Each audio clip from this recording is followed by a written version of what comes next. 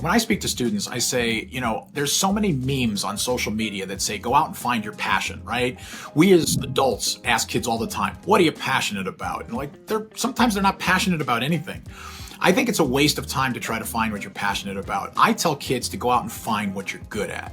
For the past few decades, there's been a large push for students to enroll in a 4-year university immediately after high school. But according to a recent survey, almost 70% of parents would support their children entering the workforce right after high school. What's causing parents to accept and seek alternative routes for their children? What skills do students need to thrive in today's careers? And is college the right fit for all students? This is what I want to know. And today I'm joined by Mark Perna to find out.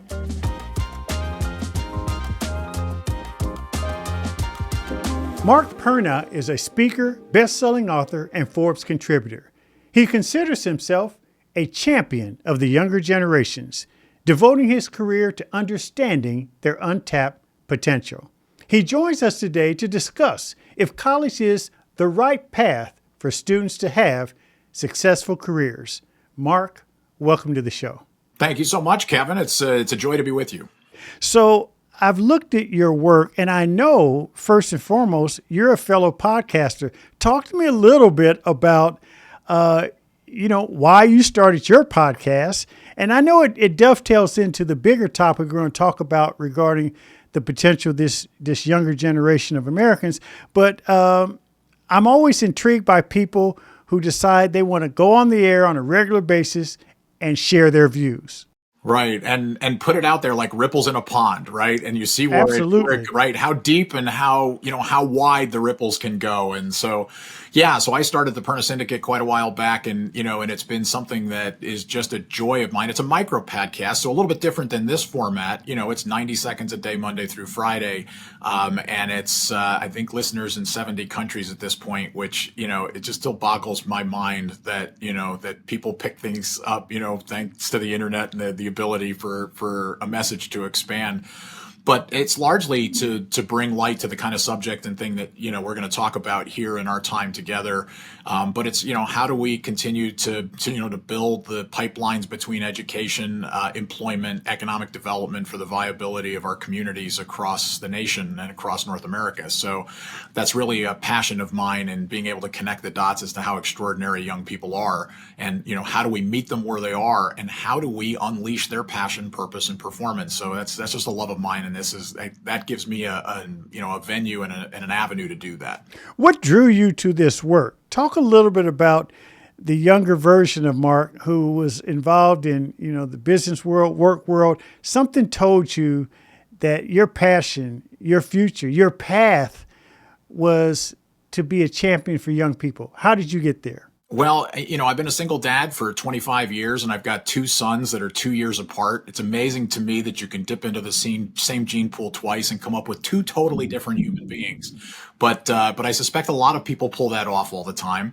And my youngest son had ADHD and was not a good student, didn't enjoy going to school. If you were to ask my son in sophomore year of high school, what are you passionate about? He would have said, I'm passionate about not going to school.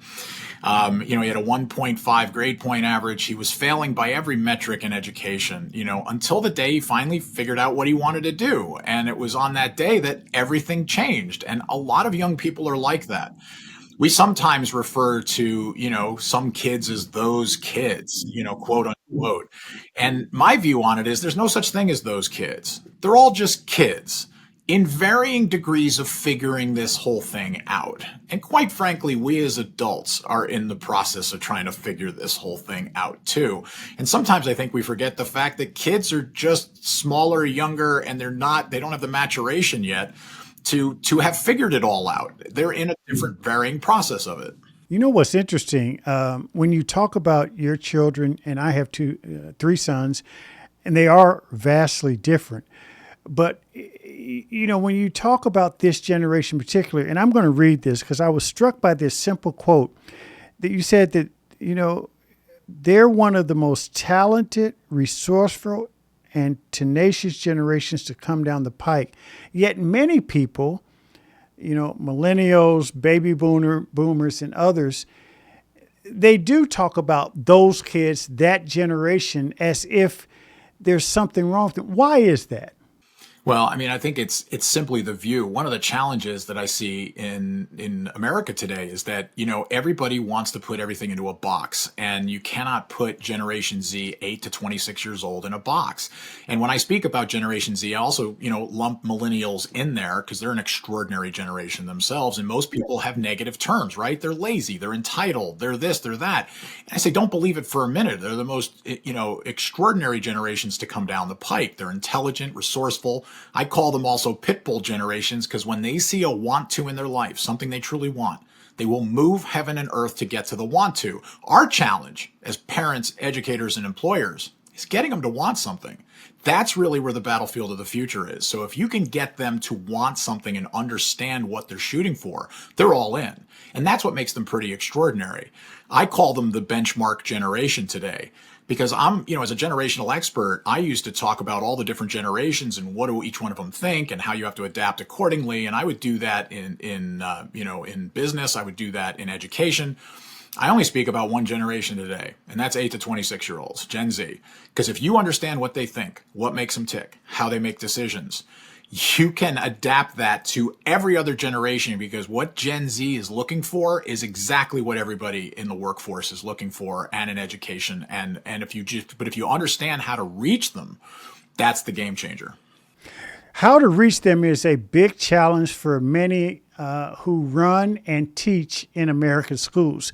Part of it is that we're beginning this slow, methodical process of migrating from a stand and deliver format in the classroom. The teacher is all knowing.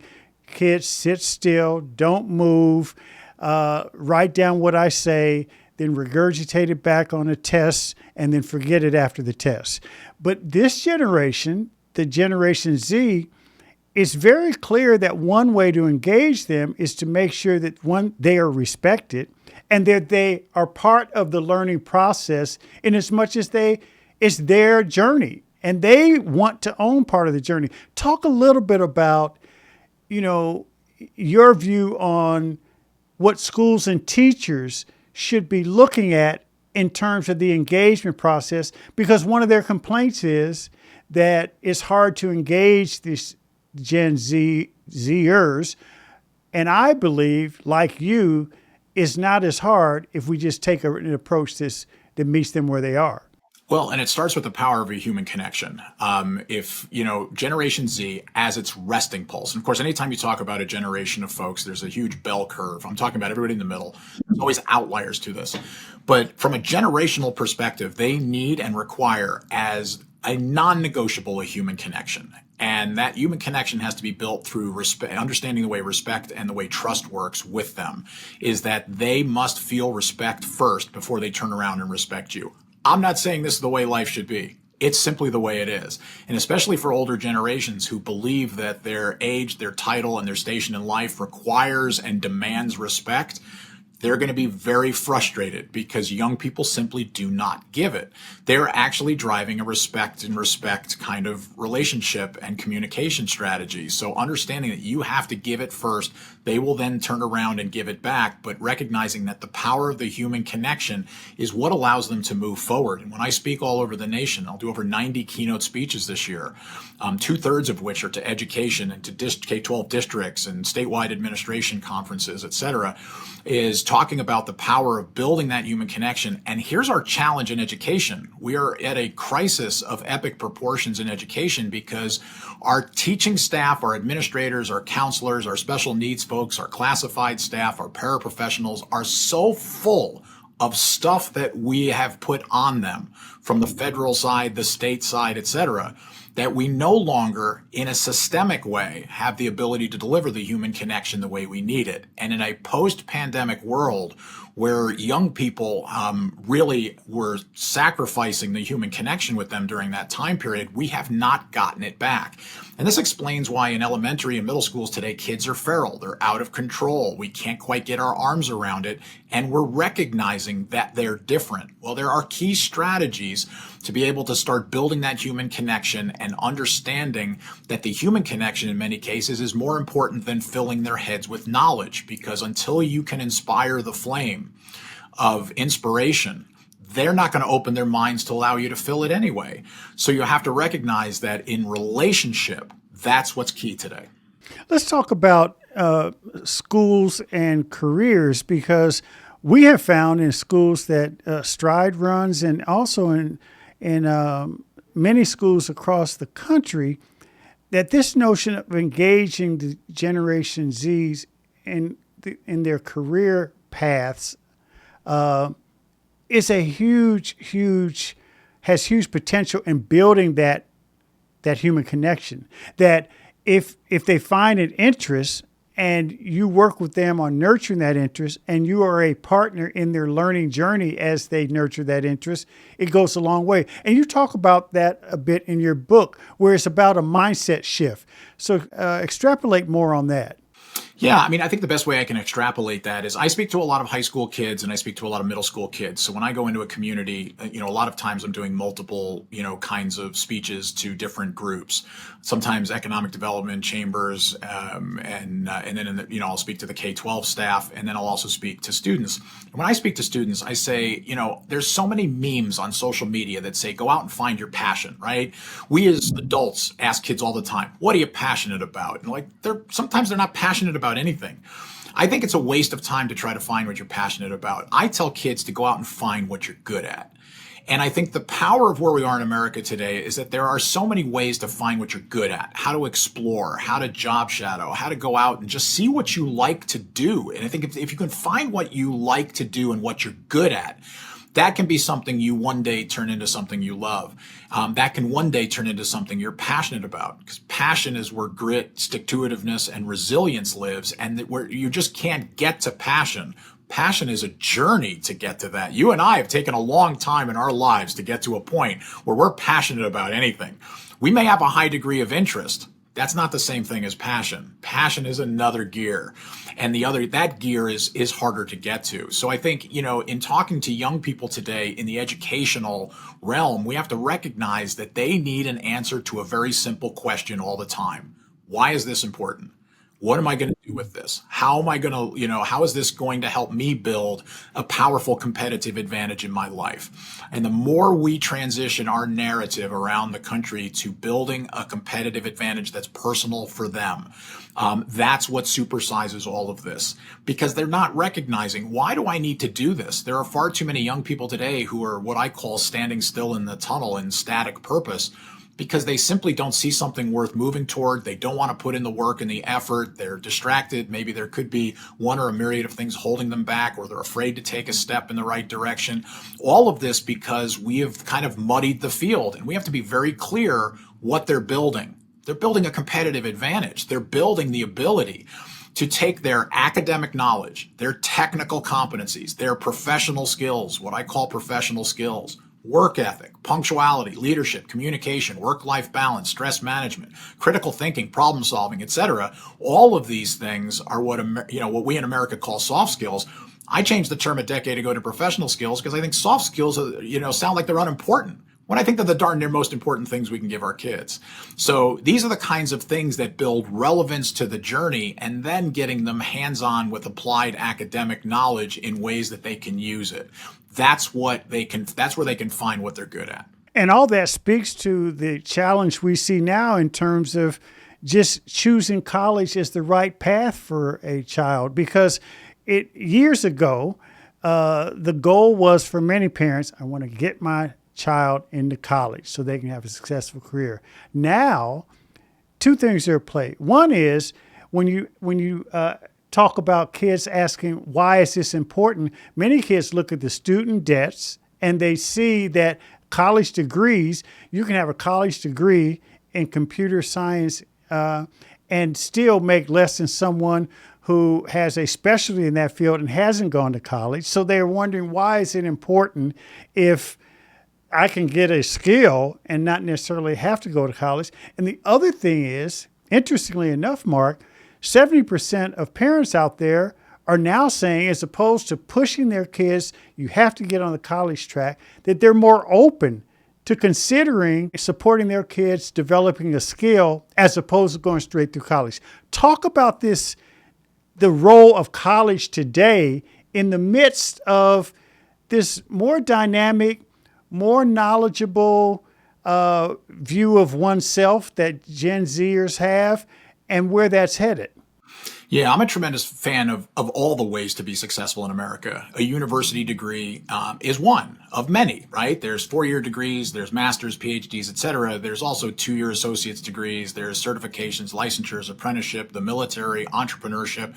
I'm a fan of all of it. It all needs to be on the table.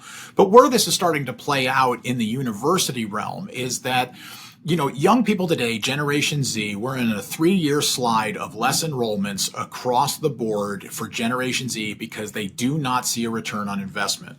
I recently wrote an article about what Amazon and Workplace Intelligence did and recognizing that young people today want to be taught professional skills.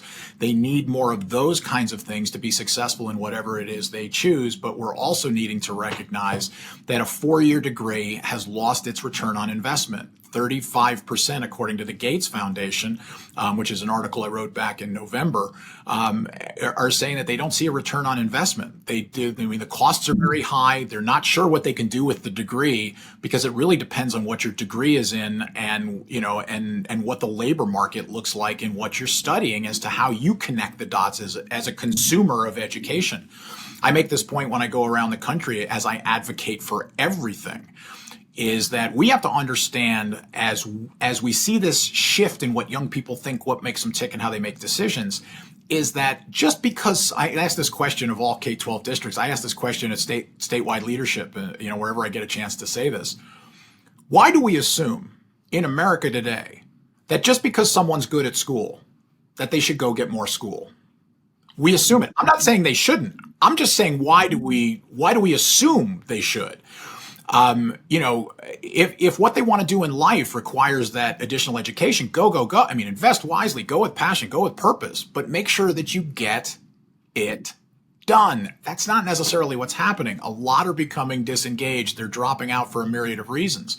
So looking at, there are no certainties in life. There are no guarantees at a 4-year degree level and beyond. So knowing why you're going, building the purpose, building the connection, so that if you're going to a 4-year degree and beyond, you're doing it for the right reasons. If you're going to a 2-year, associate's degree, you're doing it for the right reasons. If you're using certifications and licensures and apprenticeships in the military and entrepreneurship to get your motor started and get you some work so that you can choose now, where do you build from there?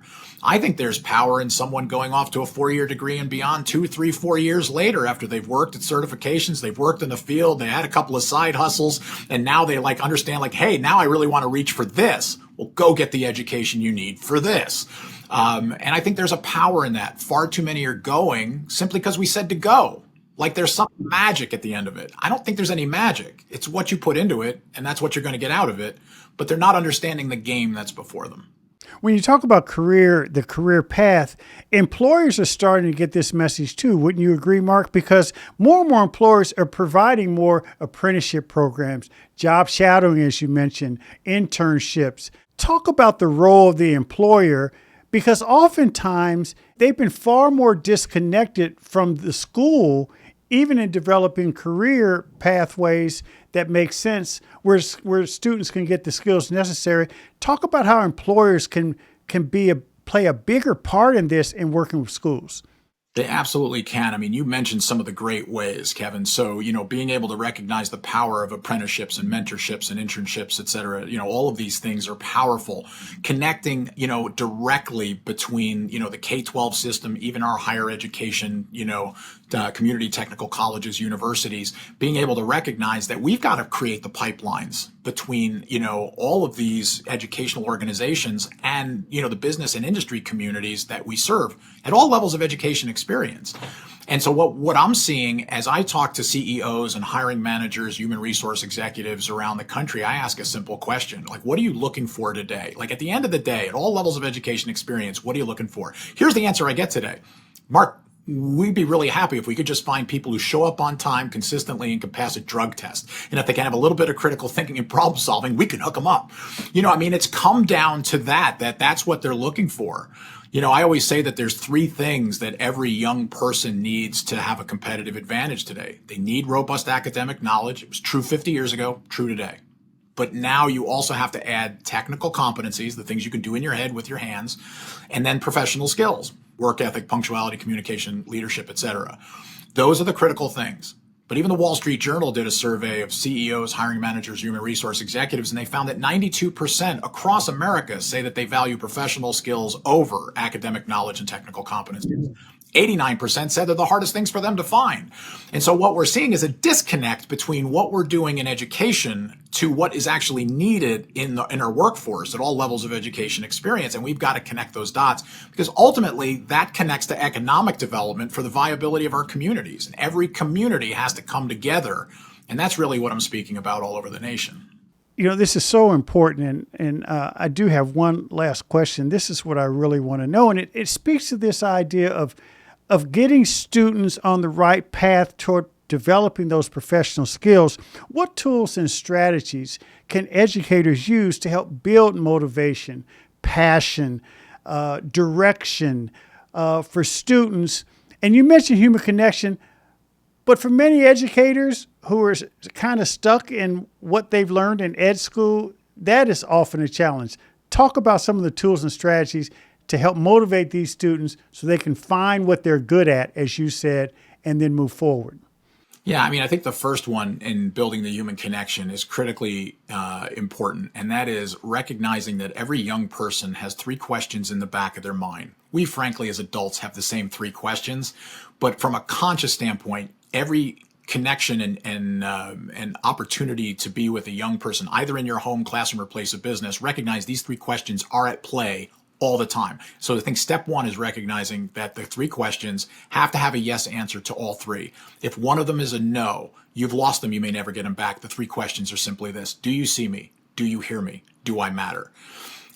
To recognize in a conscious way that every time you move from one communication to another with someone, ask yourself in the wake of that conversation, did they feel seen, heard, and mattered? If the answer in your own mind is no, you've lost them. That connection is important. So any strategy that comes after that in connecting these dots and being able to build professional skills, that comes in how they feel connected to you as the driver. I call it the leverage. You have to leverage the conduit of that human connection. Through that pipeline of human connection is how you teach professional skills. I also have one other thing. We also have to recognize, what are we really trying to accomplish anymore? We're trying to teach 5-year-olds in America today to read. Now, I don't have a dog in the hunt whether a 5-year-old should read or could read or has the mental capacity to read. I don't have a dog in that hunt. Here's the dog I have. Kindergarten has become the new second grade because we're trying to teach people to read younger. And like I said, I don't have a dog in the hunt whether someone should or could. Here's the dog I have. What are we giving up so that a 5-year-old can read? We're giving up playtime. What do you learn in playtime? Everything. You learn everything. You learn communication, adapting, coping, regulating. You learn leadership. You learn all kinds of things in playtime. And we somehow have come to this notion that if we get rid of playtime, we have more time to fill their noggins with all this great information. And a lot of it is great information. But again, if you recognize that they're not going to open their mind unless we've built a human connection and inspire the mind to be open, then we're missing key components and we're wondering why we're not gaining traction on where we are today. And so being able to have this conversation as communities, being able to talk about this openly and say, how do we connect these dots, and be able to create a general understanding in a community as to how we do that. And I think those are critically important moments in this country. We need more and more conversation around playtime. Mark, you know this. You've traveled the world like I have and visited many schools. The main reason why Finland consistently is the number one country in the world in terms of educational outputs for kids, they offer more playtime for kids than any other democracy in the globe. And it's pretty phenomenal. We kind of lose sight of that with this drill and kill mindset. We really do. I've said this, publicly numerous times. When I speak to young people, I've come to a conclusion that we're completely wasting their time. And that's not everywhere. Our best teachers, our best administrators, counselors are doing amazing work. And there's so many wonderful best practices in the country today. but it's not systemic enough. We're not doing it systemic. Like, our best teachers and administrators and counselors, they're building a human connection. That's what they do. It's their resting pulse, but it's not systemic because we're not opening up the bandwidth for our teachers, our administrators, our counselors, et cetera, to do the things they need to do to build it. We need to clear things off their plates. We need to make things possible for them to be able to build this human connection, because it's the only way we're going to turn all of this around and get it moving in the right direction with a generation of people who require it as a non-negotiable. So, this tipping point that we've reached in education is critically important, that we recognize getting back to the human connection, building the inspiration through the conduit of that human connection now allows us to fill their minds with the things that are relevant if we give them the compelling reason to how they're going to use it. That's competitive advantage. That's recognizing that building the competitive advantage, their personal competitive advantage, is gold. And when I speak to students around the country, as I'm on this journey of mine, I start with that competitive advantage, and I talk to them about how they're going to need to build it, no matter how grand, modest, or laid back they view for their lives. And there's a whole power in that conversation. I hope one day we can have that too. Well, I'd love to. And Mark, I'm going to tell you, you need to keep doing what you're doing. Continue to be a missionary for the younger generation. You know what? We say kids are the future, and I'm glad you're their champion. Mark Perna, thank you so much for joining us on What I Want to Know. Thank you, Kevin. It's been an honor to be with you. Thanks for listening to What I Want to Know. Be sure to follow and subscribe to the show on Apple Podcasts, Spotify, or your favorite podcast app, so you can explore other episodes and dive into our discussions on the future of education. And write a review of the show. I also encourage you to join the conversation and let me know what you want to know using hashtag WIWTK on social media. That's hashtag WIWTK. For more information on Stride and online education, visit stridelearning.com. I'm your host, Kevin P. Chavous. Thank you for joining What I Want to Know.